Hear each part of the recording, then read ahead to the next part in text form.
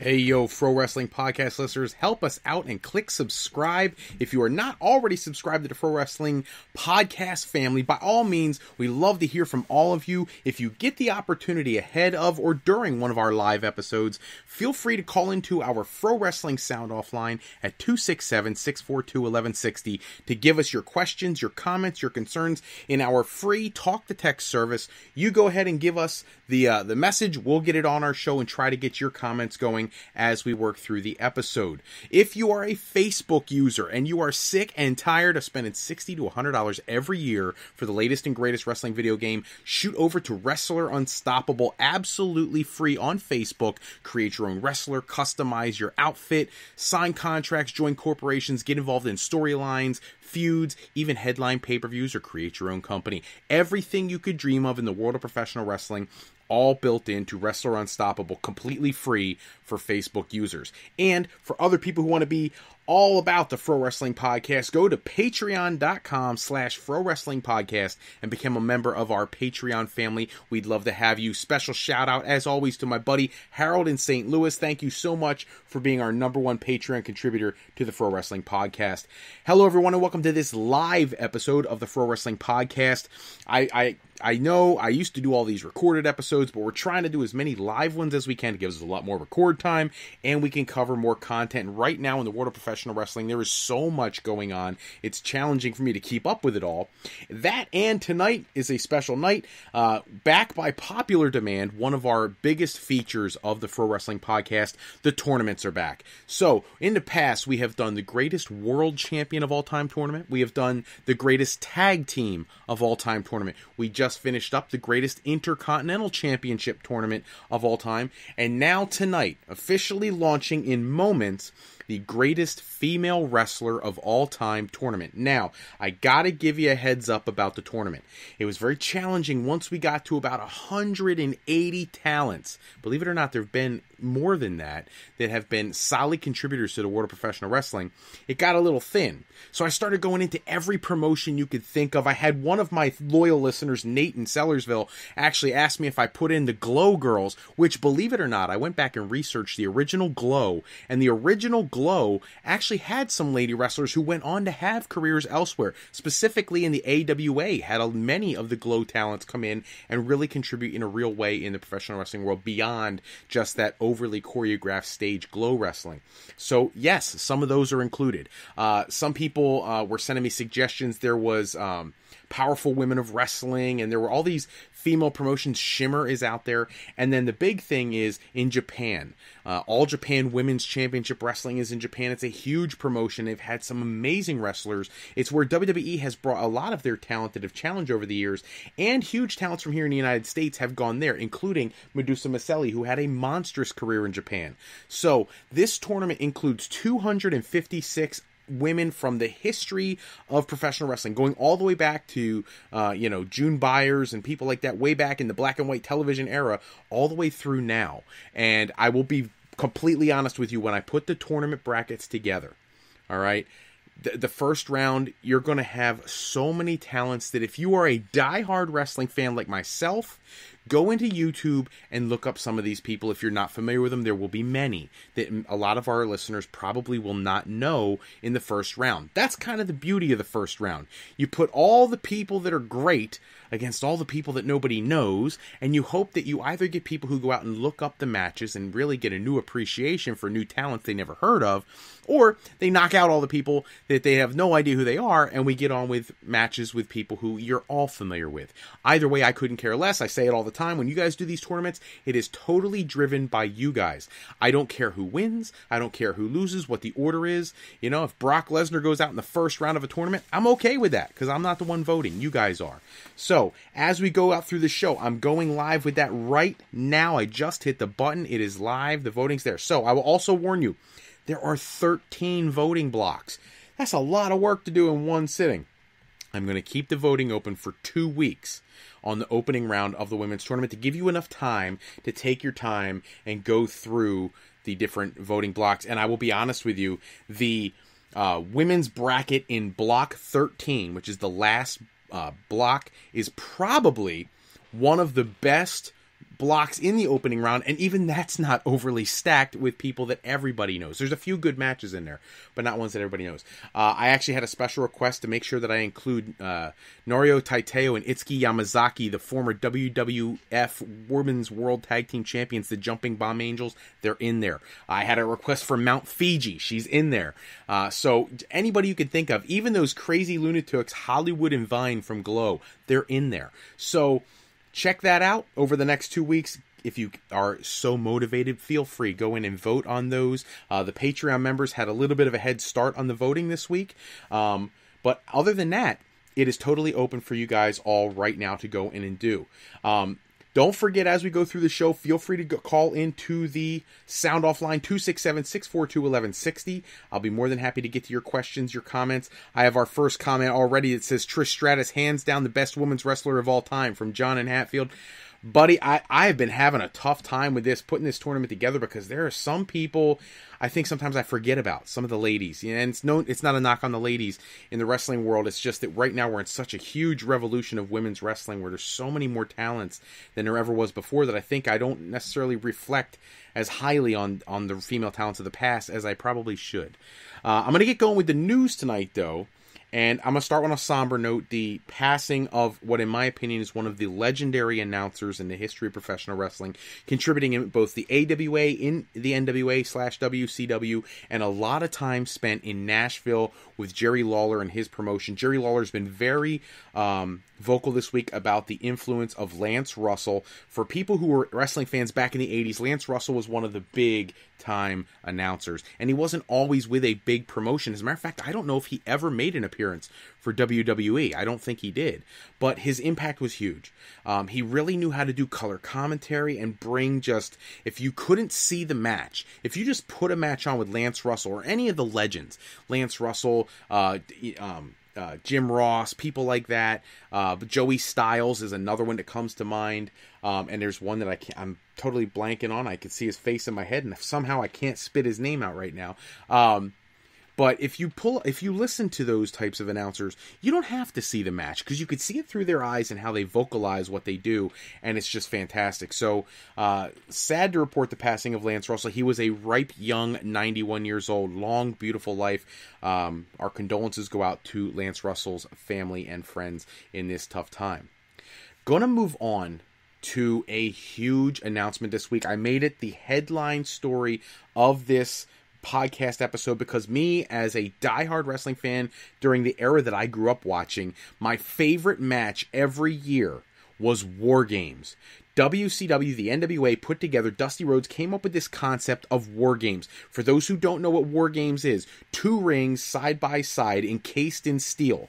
And it was kind of like a precursor to the Survivor Series. It was 5-on-5. And typically it was like the Road Warriors, Dusty Rhodes, Nikita Koloff, and, they had Paul Ellering in there with them, taking on the 4 Horsemen and J.J. Dillon. And it was one of these concepts where the first one guy from each team would start in the ring, and they got 5 minutes to beat the tar out of each other. And then they would a coin flip, which the Horsemen always won, and they would send a second person in. And then they would rotate in shifts. I don't remember if it was every 2 or 5 minutes, whatever it was. Another person would come in from the opposite team until all 10 men were in the ring. The match could not end until all 10 people were in the ring. And then you had your War Games match. And it was phenomenal. And then you just had to survive. Surrender, Submit, I think was the original billing for it. I want to say it came out in 1987, if I remember correctly, at the Great American Bash, and it was a huge event. Well, the reason I'm bringing this up is WWE is finally doing the right thing. They're embracing some WCW concepts. We talked last week about how they're going to have a Starrcade show, even though they're not showing it on the network.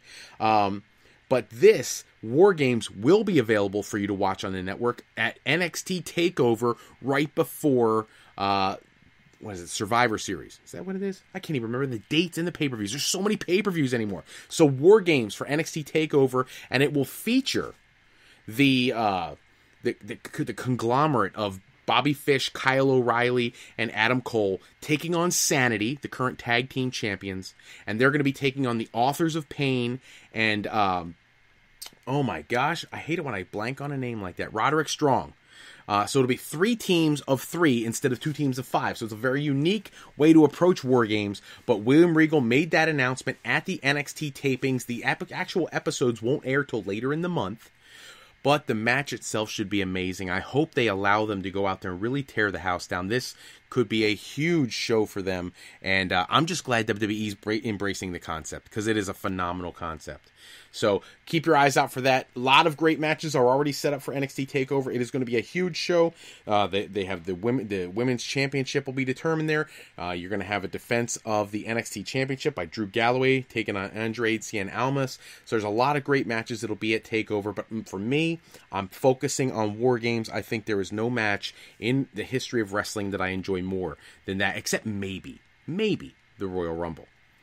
Former WWE divas are returning to the ring. So House of Hardcore, I want to say 36, something like that, is coming up shortly, and we are going to see the return of Victoria, former diva in WWE, taking on Candice Michelle, who's been retired since, I want to say, 2009, and she has agreed to come out of retirement to face Victoria at House of Hardcore. What a great setting for her to make her return to the ring. It should be an exciting match. Congratulations to her for coming back and doing what she used to do so well. It's always great to see people make a return appearance. A lot of times I'd prefer to see them return to WWE so they get more exposure for that. But that being said, I'm fine with the fact that she's going to do it at House of Hardcore. I think Tommy Dreamer puts together some really great shows, and I think this will be no different from any other one. Going to move on to John Cena. Big news this week is that John Cena has not got the role for Shazam. So it was reported a few weeks ago that John Cena was going to be, playing that role. He was the lead to get that spot, and it was going to take him away from WWE even longer. Well, he did get the Bumblebee thing, and he's going to be doing the other movie, but now Shazam, apparently he's out. And now the other rumor is The Rock may be out of Shazam as well. The Rock was going to play the big the antagonist. And now he may be out as well. So the Shazam movie went from being something that was, for a wrestling fan at least, must-see TV or must-see movie to really just no sizzle at all for me. At least not as a wrestling fan. So, gonna go to What Culture Pro Wrestling. So for those who don't know what Culture is, it was a YouTube channel where you could see all sorts of just tidbits about the professional wrestling world and silly videos, top 15 this, top 10 that, and they really just would embrace anything you could possibly come up with as a short video for YouTube. And then, because of their incredible popularity, they have over 1 million followers, they started their own brand, and it has been wildly successful. They had a huge tournament this summer that was a great concept. Teams from various regions around the country coming together in these micro tournaments, leading to a much bigger tournament.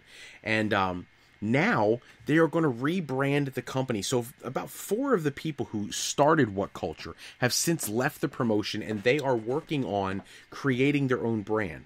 And while they're off doing that, What Culture is now rebranding as Defiant Wrestling, which I find to be awesome. I don't know what the workings are behind the scenes, why the split and why some of the people have left the company, but for What Culture, their product is incredible. If you've never watched any of their shows, they just held one on October 2nd called Refuse to Lose 2017.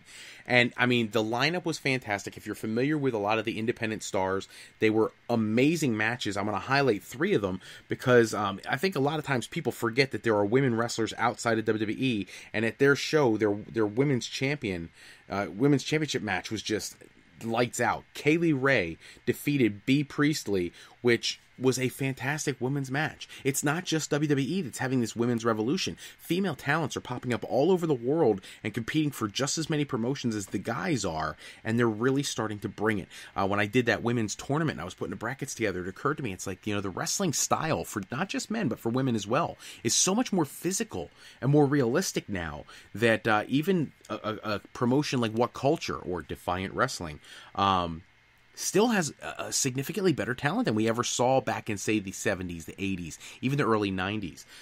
And now it's a beautiful thing that we have such great in-ring talent, because you really are, whether people want to admit it or not, you are probably watching the greatest era of professional wrestling as a whole. Yes, in the late 90s, we had that Attitude Era where you had a whole lot of bona fide Hall of Famers. I get that. I'm not taking anything away from that group. But what I'm saying is during that era, you had about 9 guys guys who all work for one company that was the dominant company once WCW went out of business. And if you weren't one of those 9 and you weren't in that company, you could not shine. Nobody knew who you were.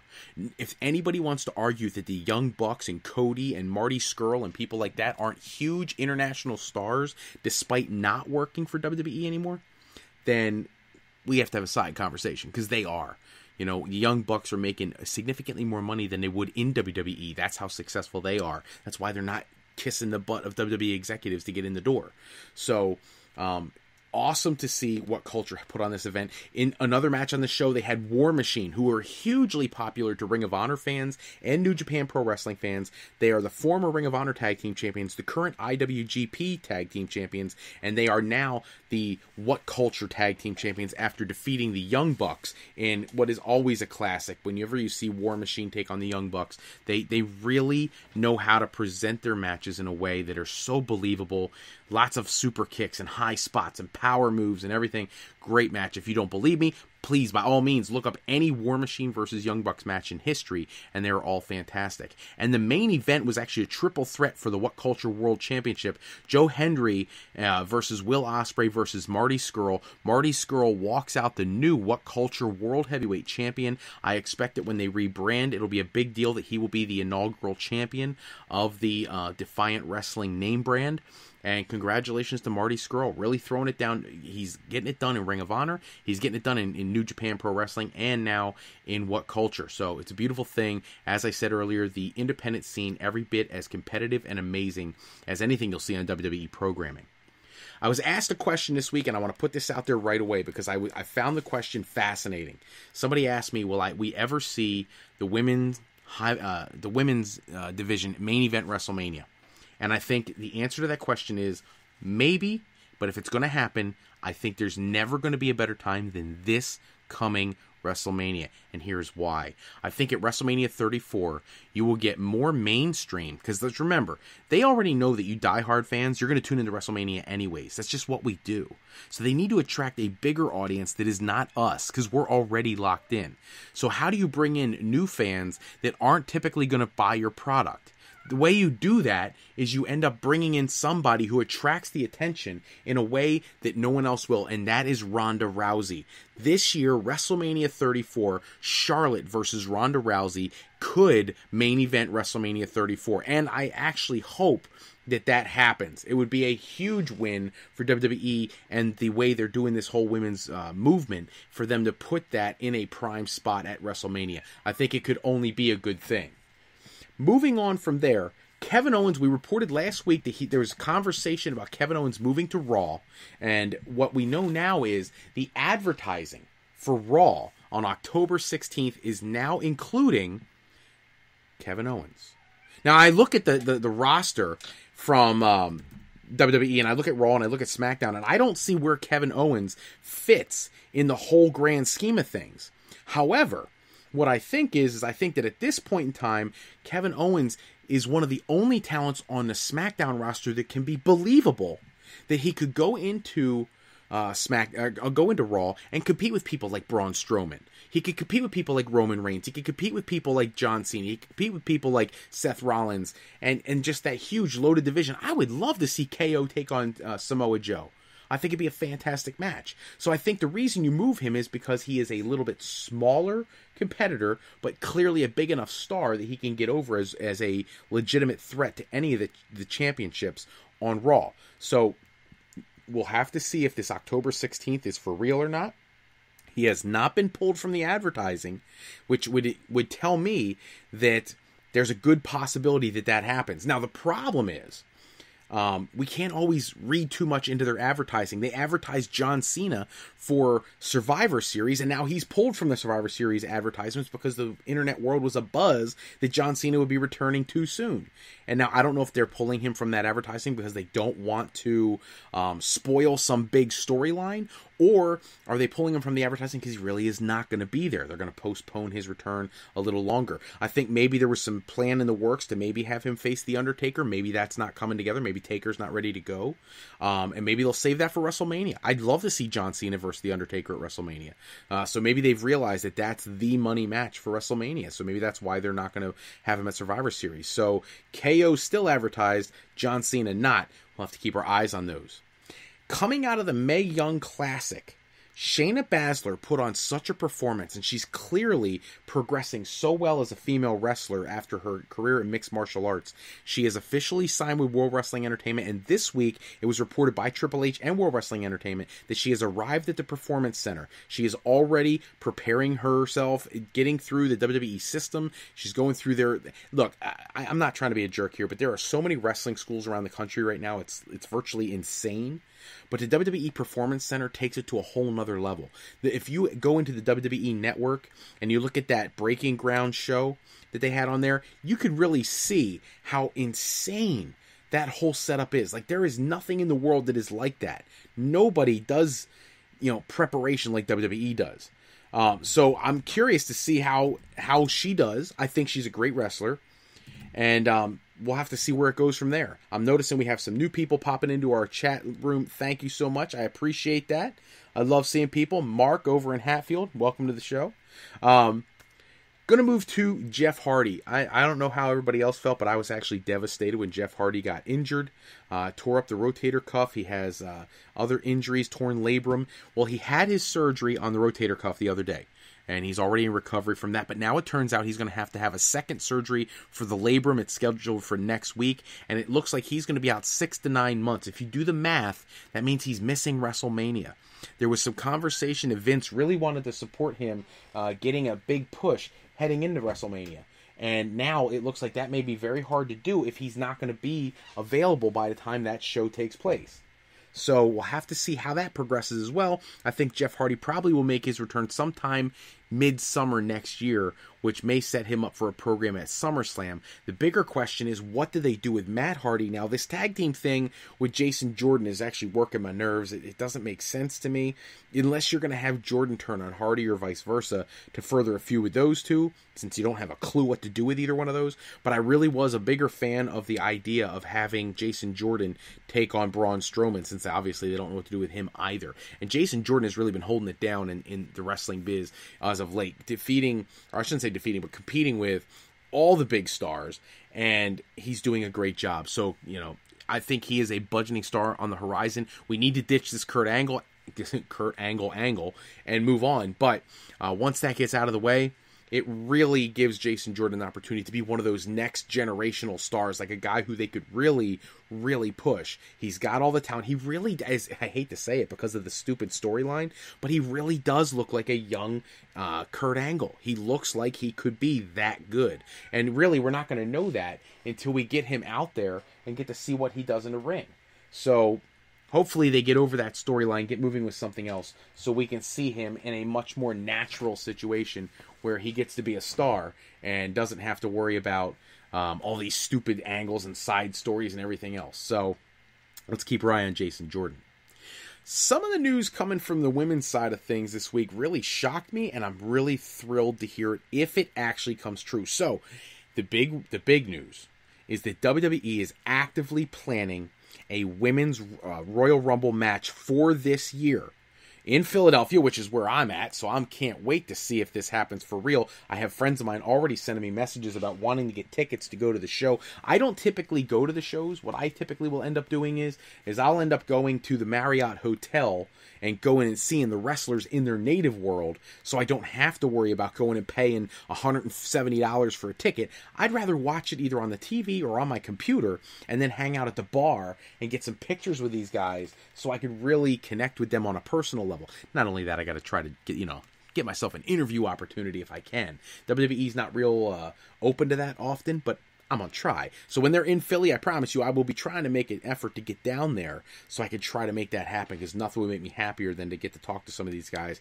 and get some new pictures to put on the website. Which, by the way, if I didn't mention it earlier, if you're a new listener to the podcast, FroWrestling.com is the home of the Fro Wrestling Podcast. Check that out. All of our best interviews are there. All the links to all of our information, even our Fro Shop, which is where we have all our apparel, the Fro Wrestling Podcast apparel. You can go ahead, check that out. Hey, man, I'm still waiting to see who's going to be the first person to burst the bubble on the Fro Shop. I haven't seen any of that merchandise move yet. I'm hoping somebody finds something on there that is to their liking. And if not, give me suggestions, man. I'm all open to helping get you guys cool-looking gear. So, moving on to that topic about the women's division, though, Lita is in the news this week, also talking about another first. I shouldn't say a first, but like a resurgence for the women's division. So we're going to get a women's Royal Rumble, and she says that there's conversation about women's tag team championships. I don't think there's enough active women on the main roster on both brands, or on any one brand, I should say, for them to have tag team championships on both brands. However, I think if you were to create one women's tag team championship that floated between brands, I think it's a fantastic idea and one that fans would love to see. It's kind of bizarre that we have like no faction. There's no reward for being in a faction, and if you use a faction to gain a world championship, it's like a built-in storyline. You know there's gonna be friction and a fight between those two members at some point, because whoever is not champion is gonna want to be. They're gonna want to have their opportunity. It just makes for a lack of opportunity to push women's tag team wrestling to a higher level. Creating a tag team championship and indoctrinating more women into the roster and giving them a venue to showcase their performance would be a great idea. Now, we have it for the cruiserweights. We need it for the women. They should be a women's show every week. I've said this before. There should be a women's program only on WWE Network somewhere so that people could see them performing with all their glory and have their own time to shine, instead of these 5-minute matches on Raw or SmackDown that really don't give them the right time to tell a story in the ring. Storytelling is like a lost art form. By the way, on the topic, and I would love to, I'm throw this out there as a question of the night kind of thing. I want to ask you guys your opinion. The Women's Royal Rumble. I've been having a debate about this today with somebody else about whether they should do this at all, which I think they should. I think it's only the next logical step in their women's revolution thing that's been going on. But what I'm curious about is how many women do you think should be on the Women's Royal Rumble? Because I think if you don't give them a full 30, then you give the impression, an impression that WWE doesn't want to give, is that the men are more dominant than the women, or the men are more important than the women. You got 30 men, you got to have 30 women. If not, you're making the women subservient or subordinate, I should say, to the men. I don't think that's a good thing. But coming up with 30 people, so I did my background check, and I will credit, I have to do this once a week so nobody gets mad at me. I will credit Wrestle Talk News, Ollie Davis, coming out in one of their episodes this week, talking about how he ran through the roster, and there are 19 active women on the main roster. He's including Summer Rae and Paige in that number. So there are 19 women just on the main roster, which means you only need 11 other females. Now, in NXT, you have a host of females. At the tapings this week, the Women's Battle Royal took place at the tapings to determine who was going to be the final entrant into the NXT Takeover Women's Championship match, and they had like 10, 12 women. So you have enough. And even if you don't, one of the best things about the Royal Rumble, and I'm going to agree with the Wrestle Talk TV because they had the same opinion, is you love surprises. I just got done saying at the onset of this show that Candice Michelle, Victoria, people like that are still active in wrestling. At least they are for that show. I would make an overture to just about anybody who's a former diva and try to get them to come in just to make the first ever Women's Royal Rumble a huge success. I think the women's revolution of sorts needs that. And I hope that they build it in the same way that they do the Men's Royal Rumble. And I would not be opposed to seeing Ronda Rousey being that surprise entrant in the Rumble and having her win that. Have Charlotte win the Women's Championship and have Ronda Rousey cash in her Royal Rumble victory, championship title match at WrestleMania against Charlotte. And then they can headline the pay-per-view. I'm just throwing it out there. So my question to you guys is, how many people should be included in the Women's Royal Rumble? Feel free to put that in the comments section. Send it in to the sound off line 267-642-1160. Or if you are tuning into this on Spreaker, there is a chat function there. I can see all these things in front of me right now. Feel free to put it there. I would love to see you guys' opinions about what they should do with the Women's Royal Rumble. I was trash talking a little bit a couple weeks ago about welterweight wrestling, and here's why. When I first started this podcast, one of the things I thought would be really important to make it successful and to make it exciting for you guys is to bring people in for interviews that other people weren't currently interviewing. And I wanted to try to make it so you got a unique experience. And what ends up happening is I've exhausted most of my options there. And so welterweight wrestling was launching back in May, and I contacted the owner of the company back then, and I asked him, I said, listen, I'd love to do an episode, an interview with you all about welterweight wrestling, what your expectations are, what your booking ideas are, who your talents are, everything. Where can we find your shows? Where do we watch it at? Can we stream it live? And what ends up happening is they had one show in May, and then they've been gone, virtually non-existent since. Now, only in the last couple weeks, they've been talking about welterweight wrestling 2. So apparently, this is going to be like a twice-a-year kind of deal, and welterweight wrestling 2 will take place on October 22nd. Now, I'm not going to go into all their talents because their talents, it's not like WWE where they're locked into a contract. Shane Douglas is heavily included in that promotion. He is helping to promote the company. He's helping to book the company. There's other people in the wrestling business who are helping with that company. But a lot of the talents are really they just aren't well known. But if you do a look up, this is my personal suggestion, eWrestling News has been reporting very well on welterweight wrestling, and they have a article on their website that totally runs down. If you're interested in finding out who their talents are, you can get some background on all the talents for welterweight wrestling. If not, welterweight wrestling 2 will be available on Fight TV's app October 22nd. I plan on trying to check it out myself. Curious to see how they pull this thing off and what it looks like production value-wise. I really was hoping they'd be a legit promotion that focused specifically on welterweight wrestling, but this is only going to be the second show in about a 8-month period, something like that. So, starting with when they were originally planning to launch, when they actually launched, and now their second show. So, going to move on. Coming soon are the Ring of Honor and New Japan Pro Wrestling Global Wars. And the big to-do about these shows, it's 4 nights or whatever that they're going to have matches. And just like a New Japan show, you will see every major talent in both promotions, in Ring of Honor and in New Japan, in some variation on every show. Even if they're not in, main event matches every night, you'll see 6-man, 8-man, 10-man tag team matches, just to make sure that the fans go home happy every night having seen everybody on the roster. And I love that. However, the big news coming out is that Kenny Omega will be defending the IWGP United States Championship at this show. And this show will be held in the United States. And he'll be taking on Yoshihashi from New Japan Pro Wrestling. I expect Omega to retain the title there to build to a program at Wrestle Kingdom. But these Global Wars shows will do a lot to give us an idea what's going to happen at Wrestle Kingdom. For those who don't follow New Japan Pro Wrestling to know what I'm talking about, you gotta get on Access Television and watch their episodes. Their performance, their quality of match, their actual in-ring competition is far superior to anything I've seen elsewhere. No knock on WWE or Ring of Honor or Impact Wrestling or any of those places. New Japan just has the most physical and most real-looking professional wrestling in the world. And this is the time of year leading up to their equivalent to WrestleMania, which is called Wrestle Kingdom. This year will be Wrestle Kingdom 12, and I'm very anxious to see what the storylines are heading into that pay-per-view. They need a good month or two to build to that show, and it is a huge event. If you never saw a Wrestle Kingdom before, I encourage you, please go online, check that out. If you are very motivated by New Japan, if you find their product to be outstanding, they have their own network, just like WWE. By all means, check that out as well.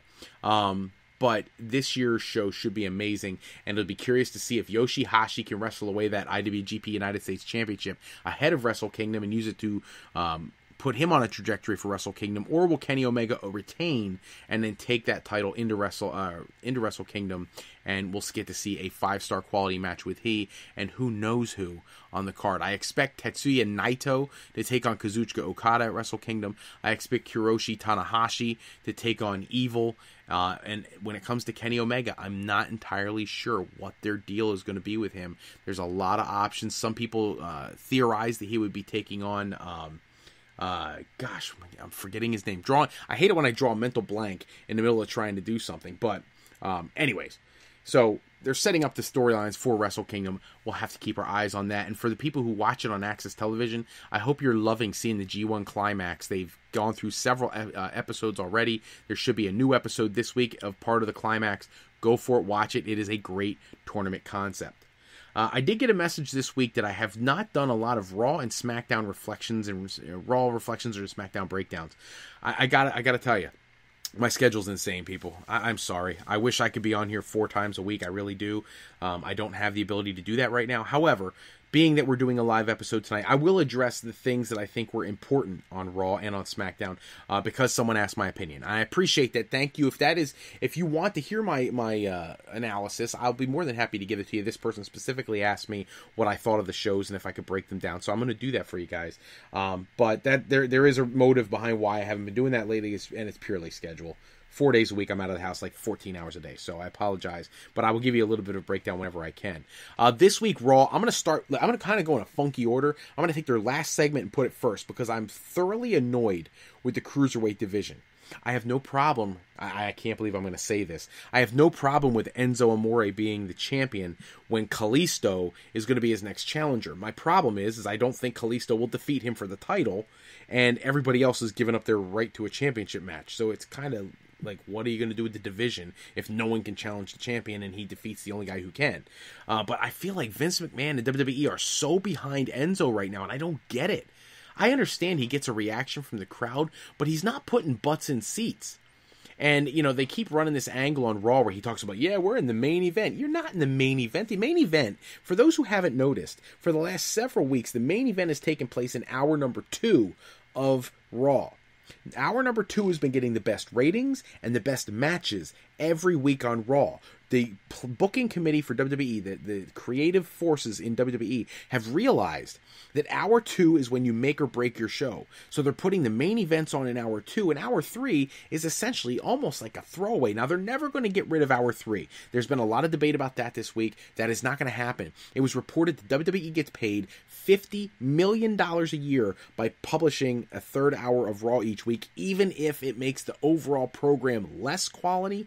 The advertising revenue is significantly higher, so they're never going to get rid of that. It's $50 million. They're not running 3 hours of Raw because they think they could put out 3 hours of perfect wrestling. They're running 3 hours to make money, and their profits are soaring. The other day, their stock went up 28%, and I didn't have it this time. I usually have their stock this time of year, and I just didn't have the cash to put into it this year. I have a whole sequence, man. I buy their stock at a certain time. I sell right before WrestleMania. Then it tanks after WrestleMania. I buy it again right around this time of year, and this year I just didn't have it in me. I really didn't. I've been busy.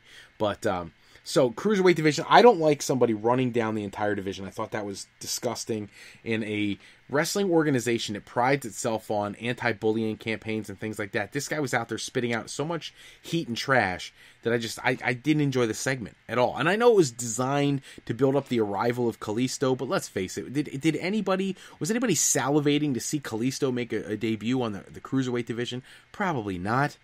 I'm happy he's there. He should have been there from the start. But at least he's there now. But I'm not thrilled with the way they're booking the Cruiserweight division. I think it makes multiple stars on that brand look weak. And I'm not a fan. The Seth Rollins-Braun Strowman match, I had a huge problem with this. And I'm sorry if people disagree with me. I know people love Braun Strowman. I do too. I think he may be the future of the company more than Roman Reigns if they let him be that. But here's the problem. Seth Rollins and Dean Ambrose have been world champion multiple times in the last 2 years. You can't have a guy come out and just totally decimate two guys who are supposed to be world champion contenders in 10 minutes each, back-to-back weeks. That doesn't make sense. How do you ever sell Seth Rollins and Dean Ambrose as world championship contenders again when they can't beat Braun Strowman? And not only can they not beat him, they get beat by him, and in quick and short order. Like, Braun Strowman just had a match that was 9 minutes with Brock Lesnar, and we were all booing because it was just horrible. These matches with Rollins and Ambrose, they're like garbage, you know? Like, you built these guys over the last several years when they were with the Shield and when they broke up and their singles pushes and everything like that. You can't keep burying people for the sake of... We don't even have a storyline for Braun. Why are you sacrificing these stars to a guy when you don't even know who he's going to go against? Unless you're going to have The Undertaker come in and wrestle Braun Strowman. I have not heard anything like that. It's just what I would like to see. The Undertaker versus Braun Strowman. What a great match. The Elias segment. All right, I can't get over it, man. I want you to take a look. Side by side. Pull up your computer the next time you're watching an Elias Sampson segment where he's in the ring singing to the crowd. Pull up a picture from like 83, 84, 85 of the Macho Man Randy Savage. He has that look down to a T. The body, the beard, everything, his mannerisms. He is absolutely a reincarnation of the Macho Man. And for that reason alone, I can't help it. I love this guy. I haven't even really seen him wrestle a quality match. And I love this guy. I really want to see him get pushed because I think he's that good. And maybe that's just my Macho Man fandom coming out. But I really would love to see Elias stop doing these stupid programs. He's facing Titus O'Neil, who hasn't wrestled in like 6 months. What is that? Is that to further a feud with Apollo Crews, who's been wasted since he got to the brand as well? Like, I just don't understand. So, Elias doing a whole lot of nothing, even though he looks like the Macho Man. Push my man Elias. Give him the star pants and have him do a drop an elbow and make him the reincarnation of the Macho Man if you have to. But do something of substance with Elias. I like that guy.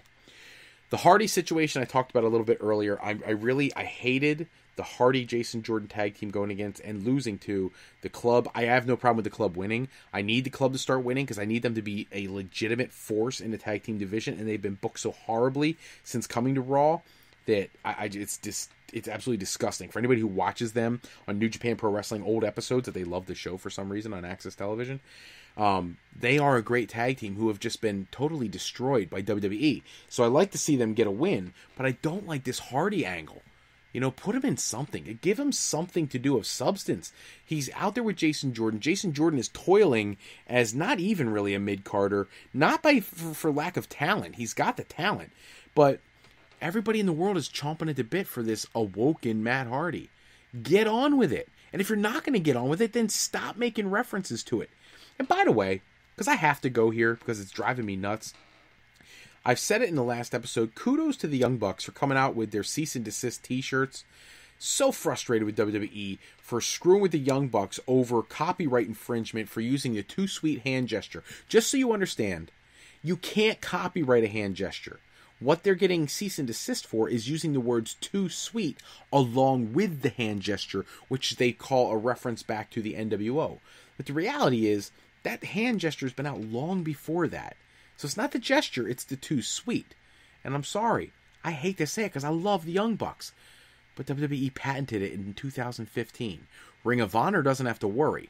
Ring of Honor is a huge, huge company. Sinclair Broadcasting is the parent company of Ring of Honor. So WWE's not going to sue them. They're just going to send cease and desist to the Young Bucks and make it personal because they know that the Young Bucks don't have enough money to fight that legal battle. I brought all this up because Matt Hardy's still doing the delete hand gestures every week. If he's doing that, that's a hand gesture. I just once want to see him say the words delete so that Impact Wrestling can sue. Just to give WWE a little kick in the face, like WWE always tries to do to all these small people. Cody Rhodes can't use his name and don't use too sweet. What, is that really eating into your financial losses? You're an idiot if you think that, WWE. And that goes for anybody up there. And my opinion is, Triple H is the one who's doing this. Triple H is the one who's irritated that somebody's using the hand gesture of the click. Shut up. You don't own anything, man. You're lucky that Vince McMahon allowed you to run with Shawn Michaels and the Click back in the day, so you even got a career. Stop tearing people down because you're not a star anymore. Stick to NXT. Stick to bringing in independent talent. You're actually really good at that, but stop bugging people about stupid stuff like hand gestures and all this other nonsense.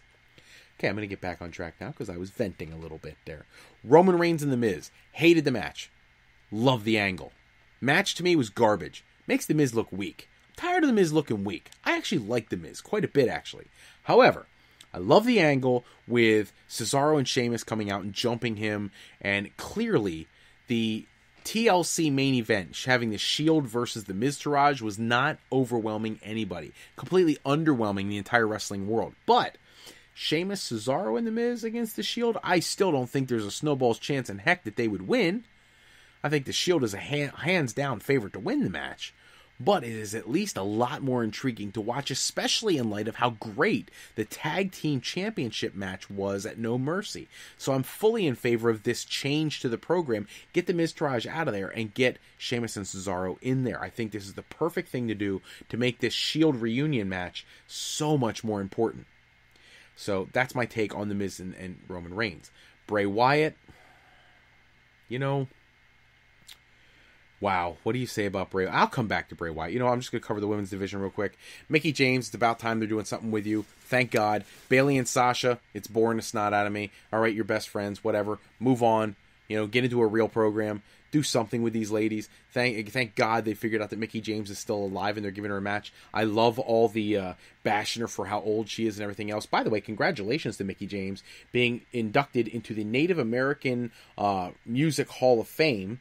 If for those who don't know, she does have Native American Powhatan roots. For those who don't know who the Powhatan is, come to my social studies class sometime in 8th grade, and I'll talk to you all about the Powhatan.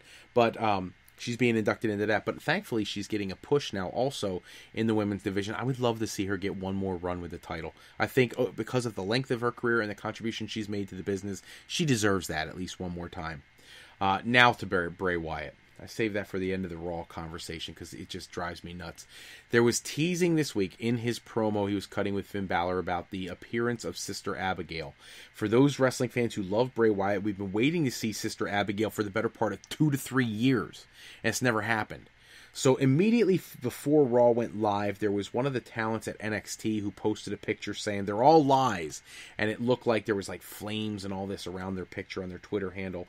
And right away the thought was that would be the person debuting as Sister Abigail. And I'm okay with that. Most people don't know her. They don't have a lot of experience with her. She's a former TNA wrestler who was like 200 and some odd pounds, and she dropped 130 pounds, and now she's like, now she's a toothpick like all the other girls in WWE. But there was conversation that she would be Sister Abigail. Then the storyline rumors were that Paige's return was so Paige could be Sister Abigail, which would be an incredibly horrible way for her to come back to the brand, because I need her to come back and get right into the women's championship picture. But apparently that's not happening. And now the word is that Bray Wyatt is going to play the role of Sister Abigail, just like the Demon King character is for Finn Balor. What the heck are we talking about here? If you put Bray Wyatt in a dress and have him walk out as Sister Abigail, I'm going to thoroughly give up on Bray Wyatt's career. I mean, that is absolutely ludicrous. Stop acting like we're that stupid. Bray Wyatt should have nothing to do with Sister Abigail. Bring out an actual female talent. We've been waiting for years to see it. It's stupid booking if you put Bray Wyatt in a dress and have him march out there as Sister Abigail. Completely foolish. All right, let's move on to SmackDown.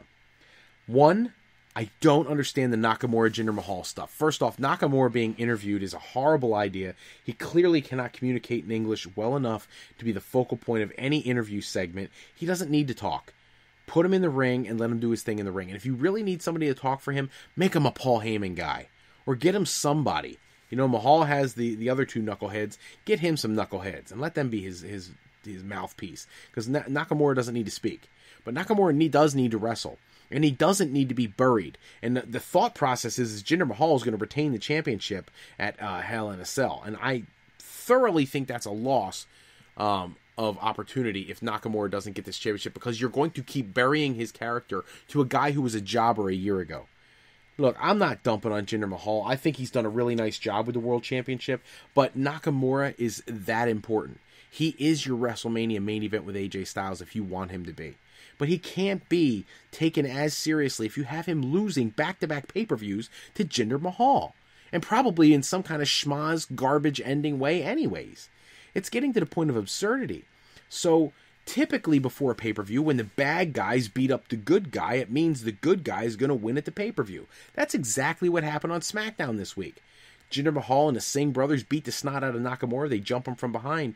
And that normally would lead to Nakamura winning the championship. But that's not supposed to be the plan. Now, if you're asking me, would I be surprised if they put the title on on Nakamura? No, not at all. Because they're going to India like a week later and he can win it back in his mother country. Which, he's from Canada, not India. But whatever. But I don't understand the booking unless you're going to give him the title and actually let him have a run with the title. You know, Jerry the King Lawler never held the WWE Championship. And people always talk about him being one of the best of all time to never have the WWE title. Or people like Kurt Hennig, or Rowdy Roddy Piper, Ravishing Rick Rude.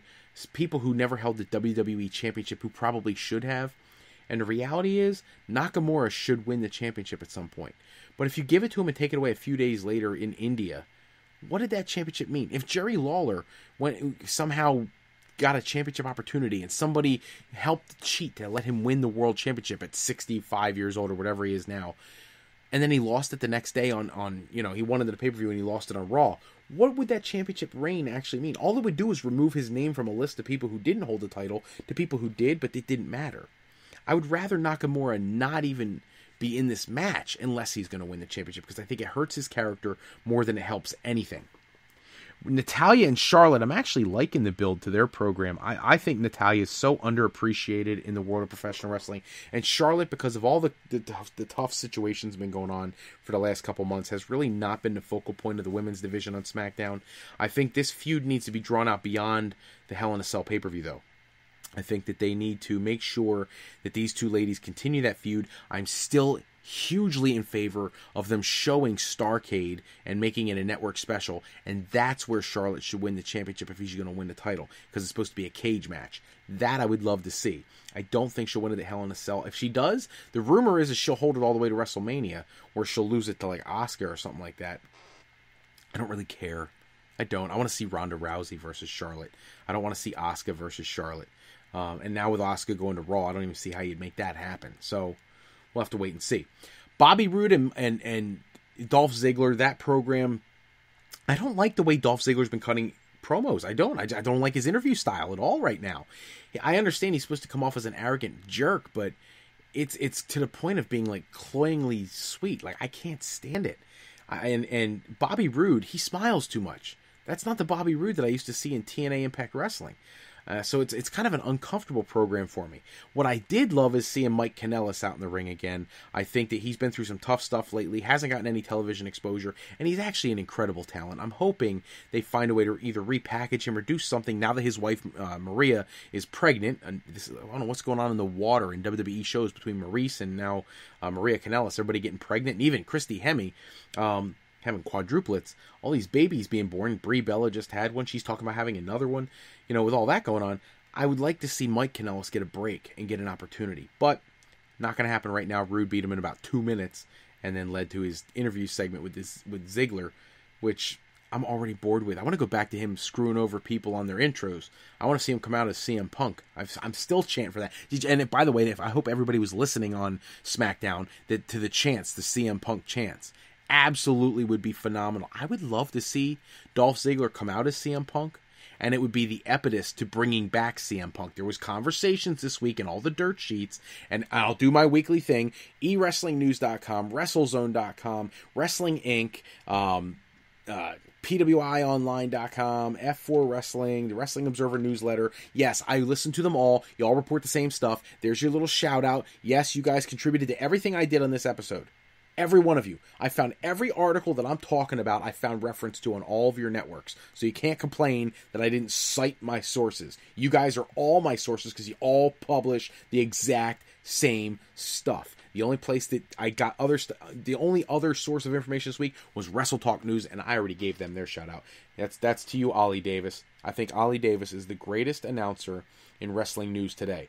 I'm being serious. And Luke Owen is his partner. If you have never seen Wrestle Talk News, they do like a 4 or 5 minute show almost every day. And not that I'm trying to send you to an alternate podcast, a video podcast actually on YouTube, but I got to give them their due. They're fantastic. And so that's where I got some of the stuff this week. But wrapping up SmackDown, 2 things. One, Ty Dillinger. I'm really irritated. He should be in the United States Championship match at Hell in a Cell. I'm hoping that they find a way to spin that either at the show or whatever, get him in that match, because he deserves it. He's been putting on great matches with AJ Styles and with Baron Corbin. It's time for Dillinger to get a break. Give it to him at the pay-per-view. And finally, what an incredible segment with Shane McMahon and Kevin Owens. It's been so long since we've seen like people go out into the concession stand area and just the whole beating out there and through the table, and Shane McMahon refusing to go down and fighting his way back to the ring and getting the pop-up powerbomb and all this other stuff. Like, it really was believable. It felt organic. I love Kevin Owens' character right now. And the really bizarre thing is I actually like Sami Zayn's character right now. I think they may be tuning him up for a heel turn, which I'd be okay with because he's doing nothing of substance anyways. But that's something absolutely keep our eye on. That should be a really great physical match at Hell in a Cell. I'm looking forward to that. That is going to be the highlight for me of the pay-per-view because I really want to see that happen. I didn't cover every segment in both shows. I didn't talk about the Usos and the New Day. I couldn't care less. You know, I don't care about the Rusev nonsense. I think all that stuff is boring the sin out of me. So I apologize if I don't cover every segment that are in those shows. I can't, man. I can't. There's just too much that just doesn't matter. And you guys are smart wrestling marks just like I am. We don't need them, you know, just covering stuff for the sake of covering stuff. You guys all watch the shows. I'm just thrilled that you guys are interested in hearing my critique of the show. So thank you for that. As we go through the week, please shoot me your questions, your comments, your concerns, anything you've got at the Fro Wrestling Sound Off line, 267-642-1160, our live talk-to-text service. If I am not available immediately, I will get the message. It turns it into a text message, basically, on Google Voice, and then I'm able to see what your questions are and respond to them, put them onto the show, which would be great. I saw that we have some new listeners tonight. I got John the Sports Guy. I got Mark in Hatfield. Thank you to both of you for tuning in. I saw we have a whole lot more people listening tonight than we typically have. Thank you to all of you. You're awesome. I would, by all means, I will give everybody a shout out who gives me their name. I only got a couple minutes left in the show, but anybody who's listening, thank you so much. You guys' participation, your attentiveness, and your being a part of the show is such a huge thing to me, and I appreciate all the time you guys spend listening to me because you're what makes this enjoyable for me. I don't do this to talk wrestling because I like to talk wrestling. I do, but I do this because I like to entertain people, and I'm hoping that you guys like what I do. And if you do, by all means, let me know. If you hate what I do, tell me that too. I need to know these things, man.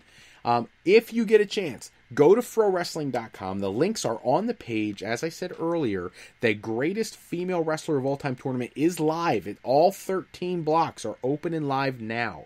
So if you want to check those out, look, there's 10 matches per block, except for block 13. That only has 8 matches because there's 128 matches in a 256-person tournament. So take your time going through those. By all means, like I said, I will keep that voting open for 2 weeks so that we can give you guys time. I know I don't have time to sit down in front of a computer for 2 hours and do voting on a women's tournament. I don't, especially and like I said at the onset of the show, I apologize in advance, but there are a lot of people on there that you probably don't know. A lot of All Japan Women's Pro Wrestling people. A lot of them. Because they had such amazing talent back in the day. So I would encourage you to either check them out on YouTube, do a search for their name, or just Google them. See what they look like. See if you think they look like they'd be a great wrestler. If you want to give them a vote, go for it. If not, I'm not going to be offended. Some of the people are from yesteryear. The 50s, the 60s, the 40s. Check them out. There's some good matches in the women's wrestling world, even back then. And get your votes in. I do not vote in these things. It is all up to you guys. I love your feedback. I love seeing who you pick. And and somebody asked me this question, and I'm going to be very transparent for you. So here's the way I do the tournaments from now on. I don't worry about who's going to face who later in the tournament. I put up the matches, and I start our opening round with the weakest against the best. The second round, I start looking for storyline. I start looking for, I think in the opening round, Nikki Cross goes against Gemma Cross. Gemma Cross is an independent wrestler in this area. Nikki Cross is an NXT wrestler. I put them together just because of the last name thing. So that's one of the stupid ones this round. But in the future, I'm really looking forward to a particular match that I can't even tell you because I don't want to ruin it because I'm fairly confident the way you guys are going to vote for these 3 individuals. There are 3 individuals that some way or shape or form, if they make it through each round, I will make sure that they meet up in one of the future rounds just because I can't wait to see how you guys vote for it. And I do that every tournament. I don't bracket it out and say, okay, so now I'm going to see Fabulous Moolah is going to end up the end with, Mae Young. I won't do that. I put it out there and I try to find you guys the most engaging way to present each round so it's exciting for you each round. So by all means, check those out and do your voting. If you would like to support the podcast, we would love to have you as a Patreon member of the Fro Wrestling Podcast family. I couldn't care less if it's $1 a month, $5 a month, $10 a month. We love you anyways. As I said in a previous episode, this month we're running a contest. Anybody who becomes a $25 contributor this month is going to get to call in, and I will put you on speaker, and we'll put you onto the show, and we'll discuss some of the topics on the show on one of our going live episodes. For anybody who contributes $10 this month, I'm going to put your name into a drawing for the same. Guaranteed with 25, got a shot at it with 10. I would love to have as many of you become a Patreon member of the family. I love your support, and that way I can try to bring us some better equipment and other things to make the show a little more interactive if I can. And otherwise, you guys are amazing. Thank you for the comments. Thank you to all the questions you guys keep sending in. Great stuff. I have a great dialogue. Harold in St. Louis and I, we talk so many times throughout the week. I love hearing from Harold. You're amazing. John Hatfield, I love hearing from you all the time. I got to hang out with John in Hatfield over at a Worldwide Wrestling Alliance show the last time I broadcast live from there. It was great seeing him. He's a great guy. Nate in Sellersville, I always got to give a shout out. One of my best listeners. And Anthony Carty in Lansdale. Thank you, Anthony. You're awesome. So I wanted to give a couple shout outs there to the people who have been so pivotal and important to the Fro Wrestling Podcast. That's all the time I have for this episode. Check back with me next time. We'll run down all the latest news and rumors. Special thanks as always out to bensound.com and purpleplanet.com for producing all the music and sound effects that we use in our shows. Today's podcast is sponsored in part by Beazle Games. Bringing a new friend to family game night is easy with sketchy people. Showcase your artistic side in this new game from Beazle Games by going to frowrestling.com and clicking the icon in the middle of the page. And to AlleyRepair.com. Contact Alley Repair today for servicing of all your classic skee-ball, pinball, and arcade game needs. Be sure to shoot over to our website at FroLifePlanning.com for all your higher education needs, universities, colleges, alternate career paths. Fro Life Educational Planning is for today, for tomorrow, and for life with Fro Life. I'm Fred Froelich, better known as Mr. Fro. I want to thank you for taking the time with us today. And if you're looking for more wrestling news and rumors, go to www.sportsjunkies101.com for the latest articles on the world of professional wrestling. Until next time, everybody, take care and have a great night.